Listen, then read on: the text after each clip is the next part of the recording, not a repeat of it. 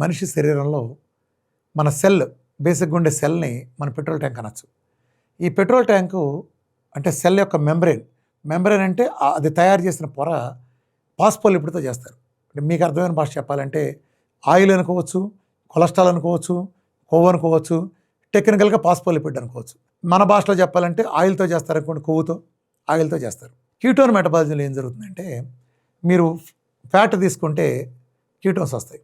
ఈ కీటోన్స్ అంటే పాస్పోలిపిడ్ again oil. Cell membrane తయారైంది పాస్పోలిపిడ్తో, ఆయిల్తో. సో మీ కీటోన్ అంటే ఆయిల్ మీద ఆయిల్ అయితే ఏమవుతుంది? ఆయిల్ మీద ఆయిల్ వేస్తే అబ్జర్వ్ అయిపోతుంది. పాస్పోలిపిడ్ ఈ పద్ధతిలో ఇలా తీసేసుకుంటాయి.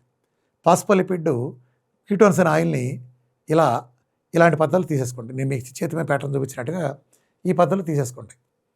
ఎప్పుడైతే ఆయిల్ టు ఆయిల్ ఉందో మీకు కీటోన్స్ అనే ఎనర్జీ సెల్ నేరుగా తీసేసుకున్నప్పుడు ఇంకా గేటు బయట ఎవరైనా వెయిట్ చేస్తారా?